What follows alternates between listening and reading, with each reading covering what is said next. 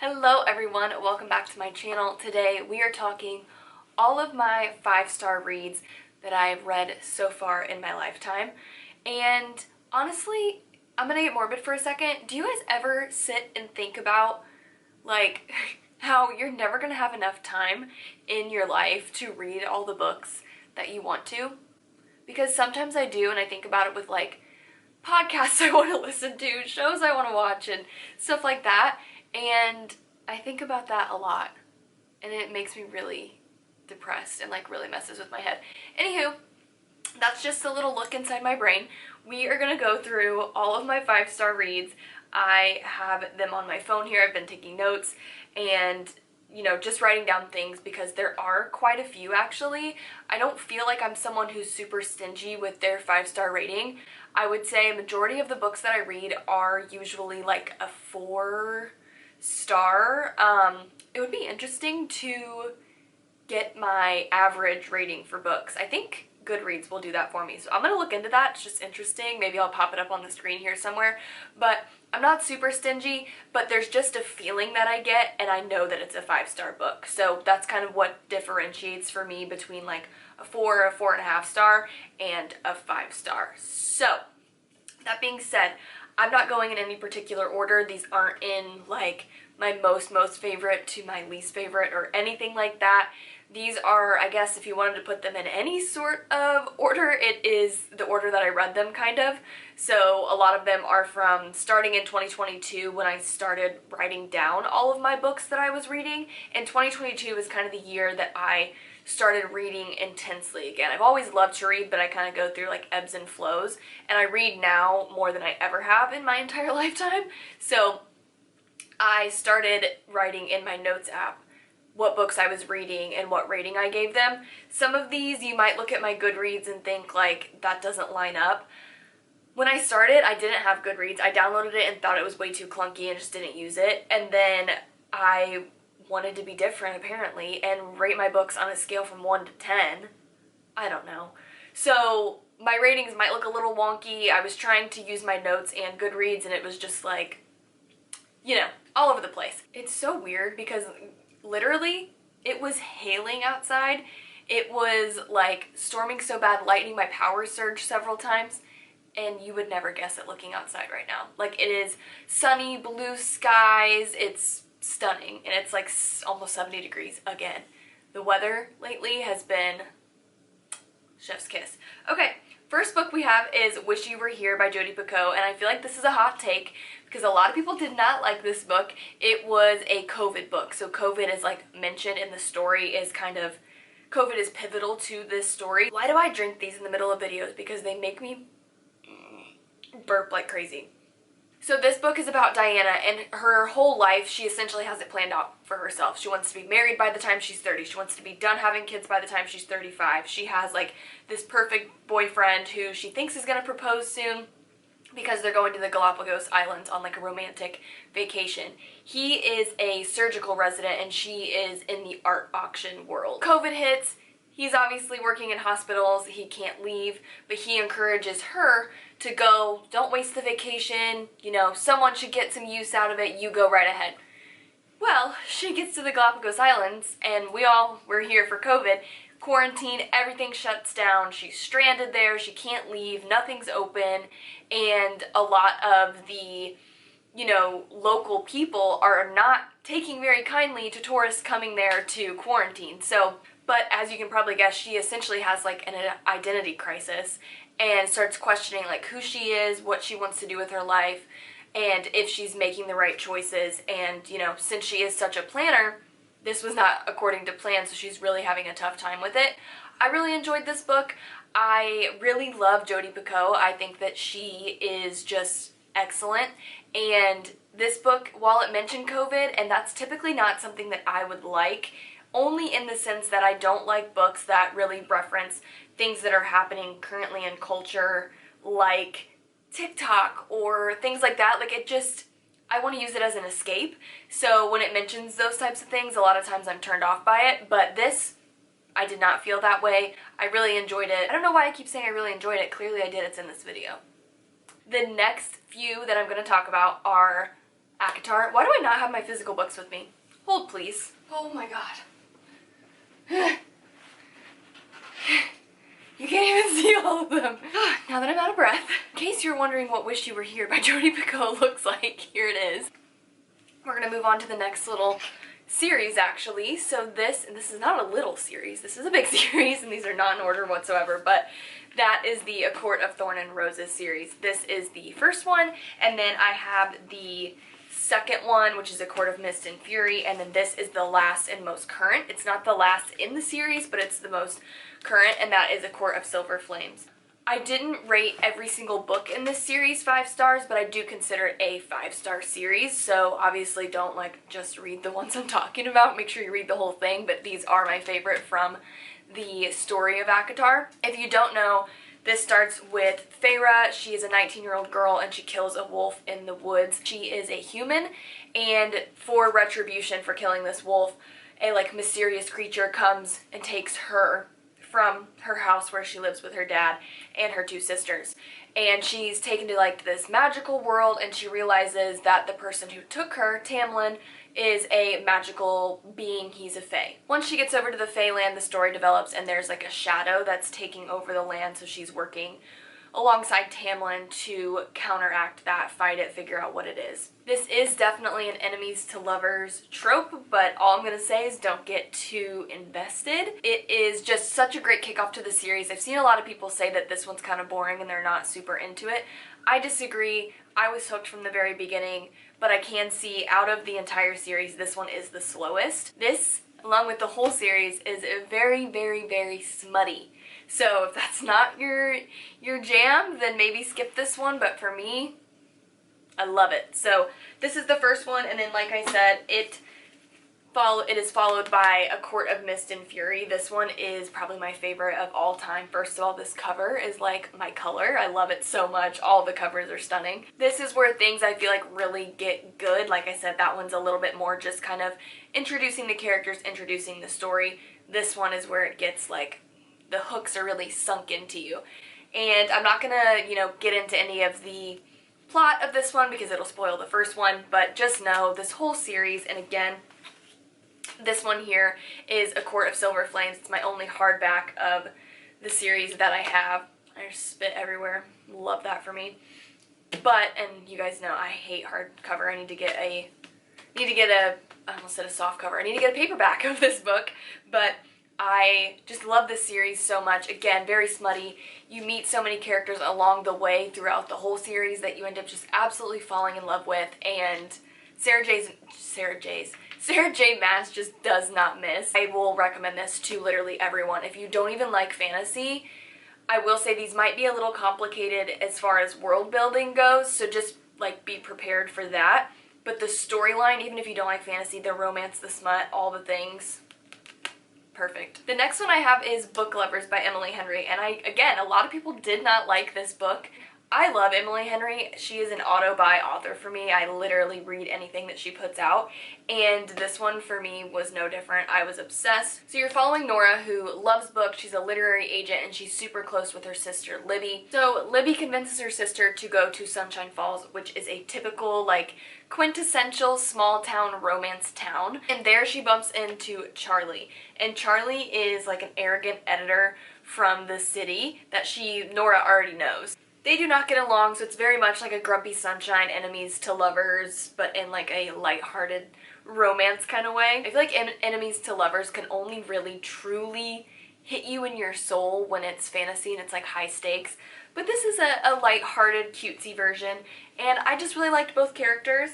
It's been a while since I read this one, but just honestly, anything from Emily Henry I would recommend 10 times over. The next 4 I have grabbed all together, but these are actually all standalones. They are all written by Taylor Jenkins Reid, but they're all interconnected. So the first one I will talk about is Malibu Rising. I love the cover of this book so much, minus this stupid Costco sticker, but I just think this is so cute. So this one takes place in the 80s. It follows a group of siblings, and one of the siblings is hosting a party that's very infamous. Some of them want to go, some of them are super excited for it, and they're all very high-profile people because their dad is a famous singer. So there's Nina, Jay, Hud, and Kit. And like I said, they all have very public lives. Some of them are famous outside of their father as well. And Nina is the one who's throwing the party. So there's a ton of drama that happens surrounding this party. The reasons, like I told you, some people want to go, some people don't. And you follow all of that. So I love, love, love Taylor Jenkins Reid's style of writing. I think it's just so, so amazing. So this is the first one out of the little interconnected series. The second one I'll talk about is Daisy Jones and the Six, and I'm sure most of you, if not all of you, have heard of this one. This was adapted into a TV show with Amazon Prime, and it is absolutely fantastic. Like, it is, the show and the book both are like so good. So this one is set in the 60s and 70s in LA, and you're following Daisy, who's an aspiring singer. She's very talented, but she can't really get any momentum, and she links up with a band that's called The Six, and they come out with a song together. They end up, you know, bringing her into the band because it shoots their star power way up. They get super, super famous. There's like a little situation with her and the main singer of the band, whose name is Billy, and this is just like sex, drugs, rock and roll all wrapped up into a book. That the way this is written is very unique. It is in a interview style almost, so you're getting all the different points of view, and it's in the first person, but it's told in an interview style. So I really liked that element of it. It makes it unique, makes it different, but just know you're not going to be reading a typical literary formula, if that makes sense. If you have not seen the show, 100% watch it after you read the book. And Riley Keough is like Daisy Jones to a T. The album they came out with for this book and the show is just like, oh my gosh. I don't know that a book has been adapted into a film realm that well ever. Like, it's truly perfect. The next one I'm going to talk about is Carrie Soto is back. I just love all these covers. I hate that this is a hardcover, but I wanted to read it as soon as it came out. Which, why do they do that? Just come out with a paperback book right off the jump. Like, why? I don't want to know if there's logic behind it. Like, I just want to feel the way that I feel, you know? So this is about Carrie Soto. She is a tennis player, and she is the GOAT of women's tennis. And she is retired, but there is a young and upcoming tennis player who's about to break her record. And she comes out of retirement and plays this young and upcoming tennis player to hold her record, because she's like, no, I'm the best, no one can break my records. It brings up a lot of things for her, a lot of things she hasn't worked through, and a lot of, you know, personal issues that she didn't really realize that she was still harboring the feelings from. So really like this one as well. And then the last one I'm going to talk about is The Seven Husbands of Evelyn Hugo. I think it's probably a tie for me out of this little interconnected series. This one and Daisy Jones are my two favorites. And by the way, these are all like loosely connected. You see characters pop up in some of them from other books, but it's not like a Elsie Silver Chestnut Springs series where you're getting, you know, you're not picking up and following other people's storylines in the books per se. So this one is about Evelyn Hugo, who is an old movie star, and she's kind of become like reclusive since she left the film scene in the 80s. She's getting older, she knows that she's going to die soon, so she sits down with an unknown journalist that she requested to tell her story that she's never told anyone before. So it spans from the 1950s to like current day, and it's just super interesting. There's a lot of like twists and turns in this that I didn't see coming, which I really liked. There are all kinds of different dynamics, all different elements, and you're also getting a little bit of the journalist's story and how it's affecting her reading and having to write this story and the pressure she's feeling from having to do that. But like I said, this one and Daisy Jones are my two top favorites out of everything Taylor Jenkins Reid has written. The next one I do not have a physical copy of, but I'll pop a picture up here on the screen, and it is called Olive, and it's by Emma Gannon. Olive is the main character, but you're following kind of a group of friends, all four women that have different paths in life. Some of them want kids, some of them don't want kids, some of them don't know, and it's all kind of a tale of them making those decisions and how they come to those decisions and how every person's different, and there's no right or wrong answer or, you know, perfect perfect recipe for making these decisions in your life, and there's definitely like not a one size fits all, and that's perfectly okay. That's the way it should be.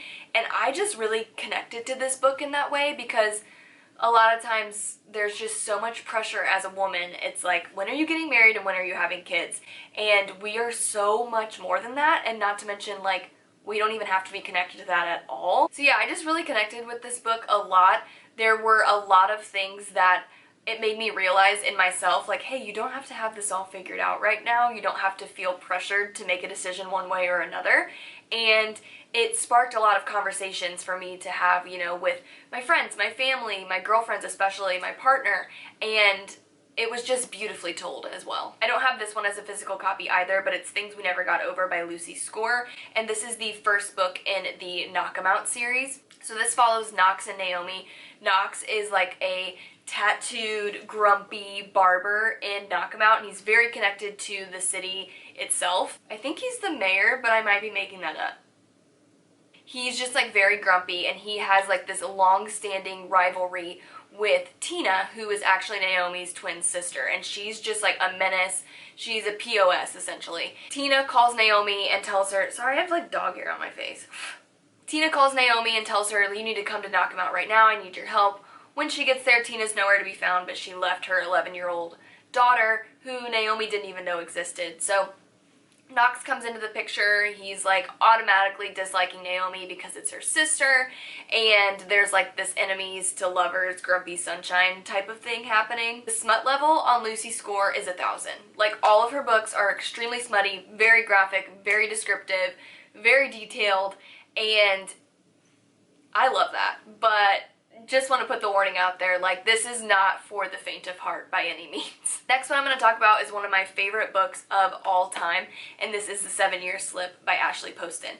I just discovered Ashley Poston's writing last year, and she has become one of my favorite authors of all time. She's an auto-buy author for me, 100%, and this book is just so, so beautiful. So this follows Clementine, and she was very, very close to her aunt, who recently passed away. They used to travel the world together before she passed away. They were very close, and her aunt leaves her, Clementine, her apartment in New York City. So Clementine moves into there, and it's really hard for her to be there because she just is reminded of her aunt constantly.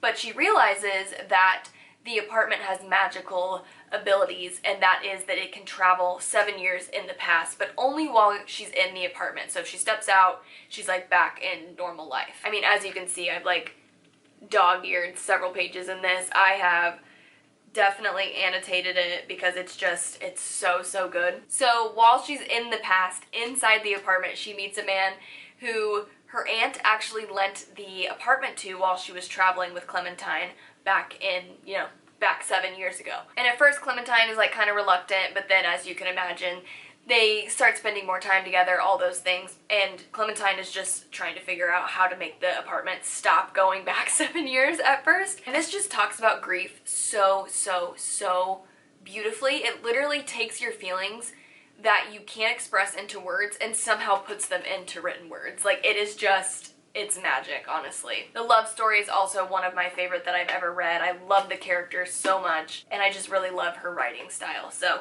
love that one. Next one is Once Upon a Broken Heart by Stephanie Garber. I've raved about her, I feel like, literally everywhere. My Instagram, my TikTok, anywhere I can scream the praises of Stephanie Garber, I have.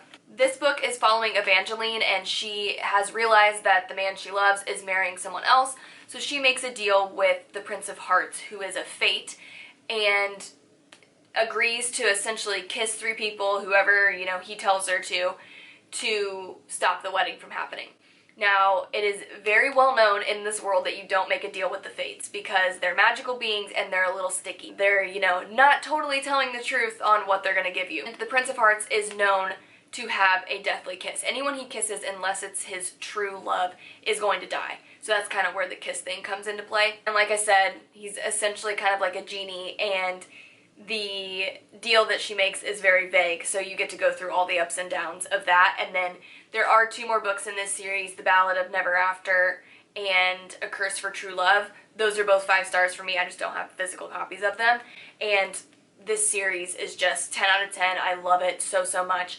If you're interested in reading all of Stephanie Garber's work, I would say start with the Caraval series, because that actually predates this one, and you'll get more information if you read that one first, and it's more like in a chronological order, versus I did it the opposite, and I read this series and then went back and read Caraval. It was still enjoyable, but there were a lot of things that were already spoiled for me. So just as a tip, Stephanie Garber has very fantastical storybook writing. It's like Sleeping Beauty meets Harry Potter meets, I don't know, it's just very like cozy, and there isn't a ton of smut in here. Honestly, it's not smutty at all. I don't even know, these might actually be considered young adult, but there is romance to it, and it's very sweet. I just love her writing. It feels like she's just like hugging you and you're drinking warm tea, and it's like snowing outside, and I love it so much. The next two are also part of an interconnected series. I mentioned it earlier, and that is the Chestnut Spring series. I have 2 books. I don't have them physically, but again, I'll pop the pictures up here. And those are Flawless and Heartless. They're all named like Flawless, Heartless, Reckless, so I have to look to see which ones. I don't even totally remember. Flawless is the very first one, and that follows Rhett and Summer. Rhett is a bull rider. He's like this bad boy. He keeps getting in trouble with the press and the media, and he's losing his sponsors. So he meets with his agent, and his agent essentially assigns his daughter, Summer, to babysit him. So she moves down to his ranch. It's called Chestnut Springs. That's where Chestnut Springs series comes from. She moves in there so that she can kind of keep an eye on him and keep him on the right path. This is definitely a quintessential, perfect small town cowboy kind of romance. Perfect for summer, in my opinion. Very smutty, and I just love both of the characters. I love Summer because she's not a like damsel in distress, doesn't speak her mind, waiting for something, you know, waiting for someone to come save her. She's not that at all. She takes no shit. She speaks her mind. She knows her worth. And then the second one, wait a second, I just got all mixed up. The one I was just talking about was Flawless. The one I'm going to talk about now is Heartless. And Heartless follows Rhett's brother, who is Cade, and he's just like super grumpy. He's older, he's a single dad. He essentially is running the Chestnut Springs ranch. It also follows Willa, who is Summer's best friend, and she is a wild card. She is just like free spirit, does whatever she wants, and she agrees to be his nanny for the next few months. So there's the age difference trope, there's like the nanny trope, definitely still small town cowboy romance vibes, and 100% a grumpy Sunshine. She's not like a golden retriever Sunshine, she's like a feisty, spicy, sparkly kind of, you know, Sunshine. And he is just like grumpy and old and like set in his ways. I mean, he's not like old. Like, this isn't a age difference where you're like, ew. It's like maybe 10 years, I don't remember exactly, but anywho, I loved this one the most out of the whole series because I connected with Willa so much. She's just like spicy, and she speaks her mind, and she's just so true to herself, and I love that so much. The next two are Fourth Wing and Iron Flame by Rebecca Yarros. Now, this was definitely my favorite fantasy series of all time until recently. We'll get there. But this is still one of my absolute favorite storylines of all time. So in the first one, you're introduced to Violet Sorrengail. She's the daughter of like the commanding general of the Dragon Riders, and even though Violet has essentially trained her whole life to be in the scribe quadrant, which is, you know, scribing, you're writing down history, yada yada, all things books, quiet, that type of thing. She's trained her whole life for it. Her mom is forcing her to go into the Riders Quadrant and become a Dragon Rider. It essentially would be an embarrassment if she didn't at least try. She can die trying, but she can't not try. So she's tiny, she's frail, her sister, everyone she comes in contact with doesn't think she's gonna make it at all, and she has a target on her back because of who her mother is. So she has to complete the training. You go through that whole thing with her. She has to bond with the dragon and then, you know, make it to graduation, but there is death looming around every corner. Like, every challenge they have, even bonding with the dragons, is very, very dangerous. There's an enemies to lovers element to this, high stakes, there's dragons, but it's not, this one at least, is not super complicated at all as far as the story building and the fantasy elements of it. Again, it's similar to what I was just saying about the Elsie Silver book, very, very strong female main character. She speaks her mind, she doesn't wait around, she's not passive aggressive with her feelings, she just tells you how she feels, and if you don't like it, she doesn't really care. I will say, Iron Flame gets much more complicated with the world building, the characters you're meeting, that type of thing. I definitely feel like I need to read this one again just to make sure I have a grasp, because this series is still going. Both of them leave off on cliffhangers. I can't wait to read more and more and more. I hope this series never ends, honestly. Next, we have another Ashley Poston book, and this is The Dead Romantics. This one talks a lot about grief as well, but it does have a completely different storyline. So this one follows Florence. She is a ghostwriter for a super popular romance author, and no one knows her secret besides her editor. Her editor leaves or something like that. She might have died, I don't know.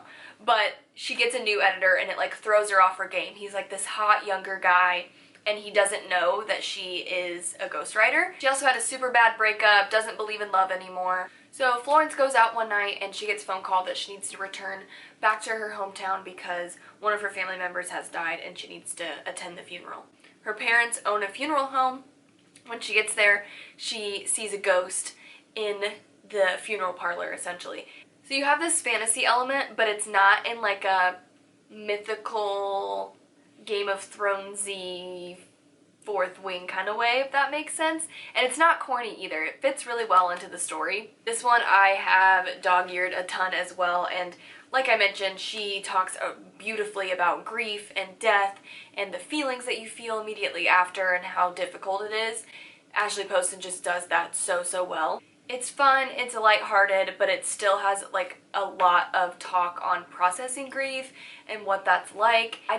Now that I'm saying it, I don't know that it's lighthearted. It did make me cry, but I enjoyed it either way. The next one, again, don't have the physical book, but it's The Things We Leave Unfinished by Rebecca Yarros. And this was my first Rebecca Yarros book, and this is what really hooked me to her writing. I want to read more of her typical romance books, but this, once I read this, I was like, Fourth Wing is going to be absolutely amazing. And you'll see more throughout this video. I'm a huge fan of historical fiction, especially World War II historical fiction, and that's what this story is kind of centered around. Our main character's name is Georgia, and she is coming off of a nasty divorce. She's moving from New York City to her great-grandma's ranch in Colorado, which is where she's originally from. And the ranch was given to her by her great-grandma who recently passed away. They were very close. Her great-grandma was an author. Her name was Scarlett, and she was extremely popular. She had one book that she wanted to finish before she died, and she didn't have the chance to do it. She actually pretty much finished almost all of it, but it needs an ending. Then comes in Noah, and he is an author as well, but he's very arrogant, and at first, him and Georgia just don't get along very well at all. She doesn't feel that he should finish her grandma's story, like he's not going to do it justice. I think he agrees to write 2 endings or something, but they end up going through the manuscript together and they find a lot of letters that her great-grandma left, and Georgia starts figuring out things about her great-grandma that she never even knew when she was alive. You toggle between the 2 timelines, so you get Scarlett, Georgia's great-grandma's point of view, and you get Georgia and Noah in real time. And there's forced proximity, there's like enemies to lovers, and it's just, this book is so good. It blew up on TikTok for a reason. I cannot recommend it enough. Another Jodi Picoult book, and this is The Book of Two Ways. I also love this cover. It's so stunning. So unfortunate that it's a hardback, but that's okay. So Jodi Picoult, like I mentioned, I really love her writing. I was exposed to her writing the very first time in high school, actually. One of my English teachers made the whole class like pick out from Jodi Picoult's lineup of books what we wanted to read, and then she put us in groups and had like little mini book clubs essentially. I'm so glad that she did that, because now that I'm looking back, I think it was 100% a selfish endeavor that she wanted us all to read Jodi Picoult. She probably was just a huge fan, but I ended up loving her writing. So this one follows Dawn, and she is she is in a plane crash, but she almost, doesn't survive, but she does, and she realizes on, the way down that her last thoughts are not of her husband, they are of another man that she hasn't been with in years, and his name is Wyatt. So Dawn is a death doula. She lives with her husband Brian in Boston, I believe, and she has a daughter, and then Wyatt is an archaeologist, and he's somewhere in Egypt. So when she gets back to like the airport or whatever from the plane crash, the airline tells her, we'll send you anywhere you want to go free of charge, just let us know where you want to go, where you want your ticket. and she chooses Egypt.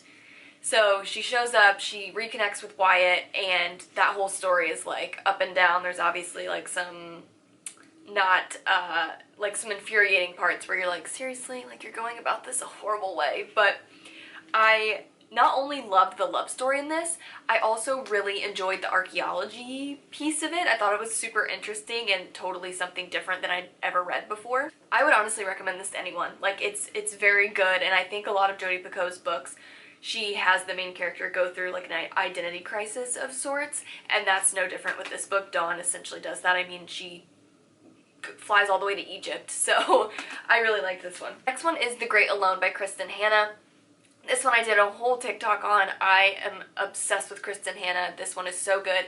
It follows Lenny, who's a young girl. Her parents are Cora and Ernst. Her dad is a former prisoner of war from the Vietnam War, so he has a lot of PTSD from that, and it affects his family, his relationships, and his lifestyle, honestly. So one day he just decides that he's gonna take a VW van and move his family to Alaska. And it's not just Alaska, it is rural Alaska. There's no running water, there's no electricity. The only way that they can eat is from the food that they grow, or the, you know, animals and stuff that they hunt. And there are so many parts to this story. You get Lenny, who's growing up, and her parents as well, that they're just trying to figure out how to survive in this kind of climate, how to thrive in their new lifestyle. And then Lenny is essentially all by herself. There aren't a lot of people in this small town that they live in. There's only one other kid that's her age, and his name is Matthew.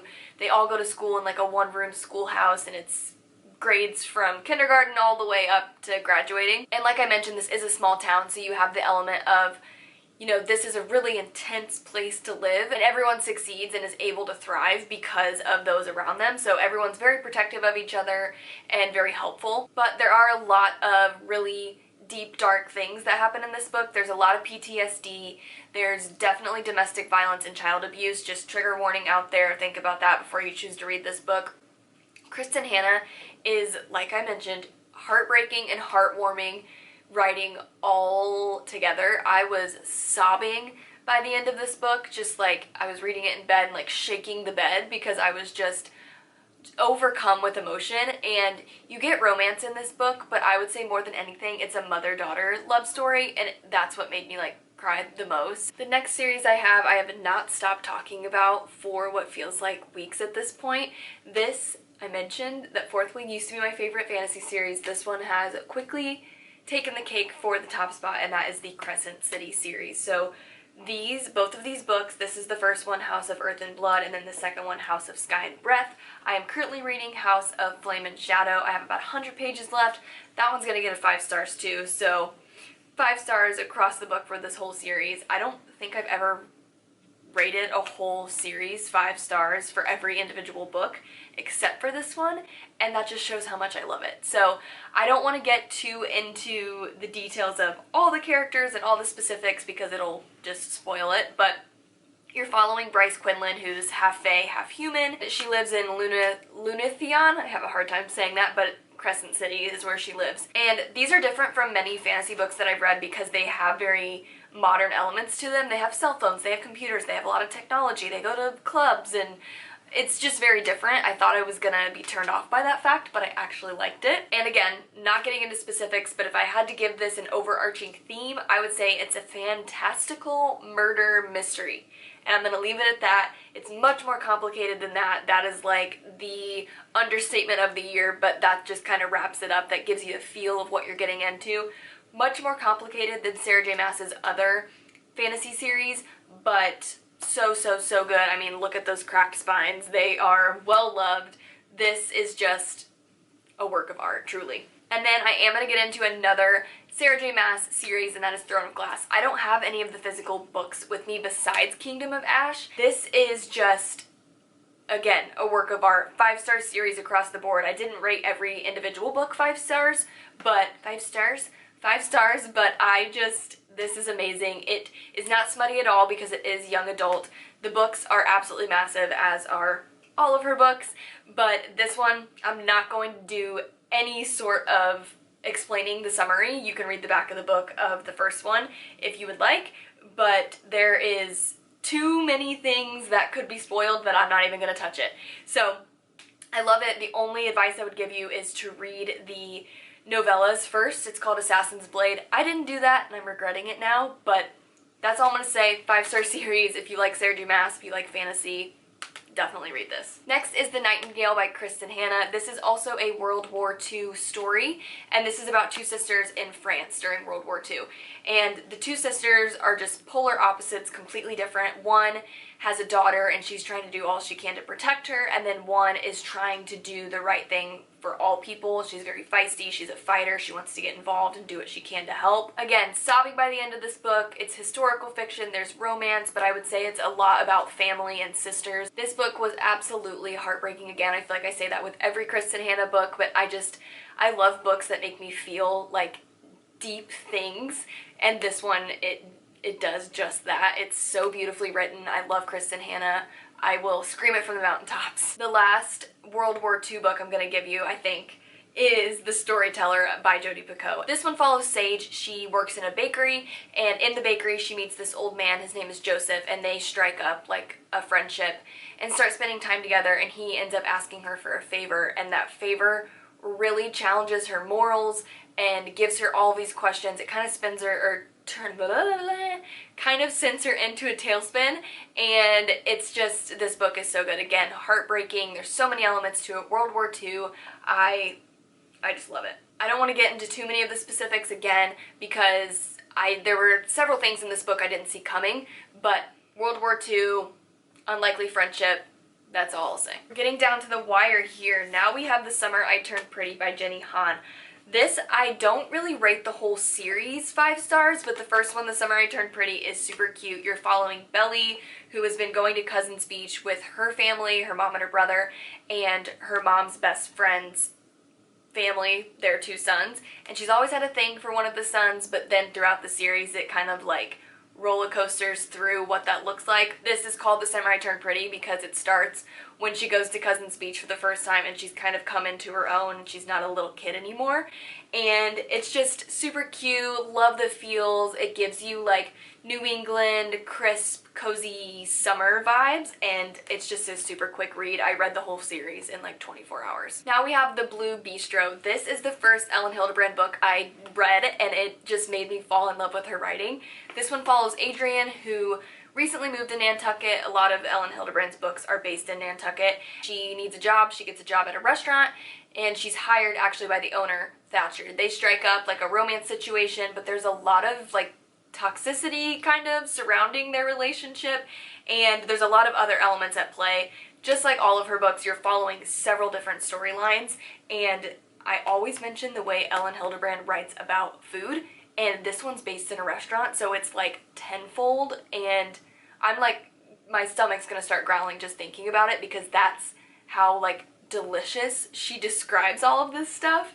And I always say, this book in particular, but honestly all of Ellen's books, are like if you took Blue Crush, the movie, and bottled that and put it into written words. That's literally the vibes in her books. So, love this one. And then I also wanted to mention Troubles in Paradise. That is the What Happens in Paradise, Winter in Paradise series. Super, super good. It's a murder mystery. The main character, Irene, learns that her husband was killed mysteriously and then finds out he's been living like this whole other life, and you see how she works through that and how her sons work through that, and then you meet all these characters that are intertwined with that story along the way and follow their storylines, and it's just 5-star series. I love, love, love that one. Last one we have is The Women by Kristin Hannah, and this one is based in the 70s in the Vietnam War. So this one follows Frankie, and she comes from a very uppity, like traditional, now it's like old school family that think women are just supposed to be ornamental, and that is not Frankie whatsoever. So she actually enlists in the army to be a nurse during the Vietnam War, and she stays there for a couple years, and then she comes home, and you get to follow her through like that entire journey of before and long after, and it's just, again, heartbreaking and heartwarming all at once. There's so many elements where it's just like,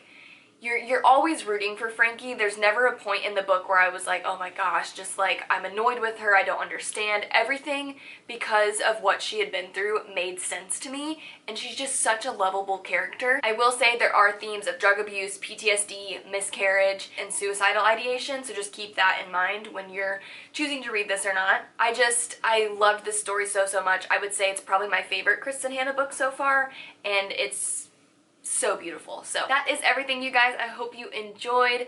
Please don't forget to subscribe, and I'll see you next time. Bye!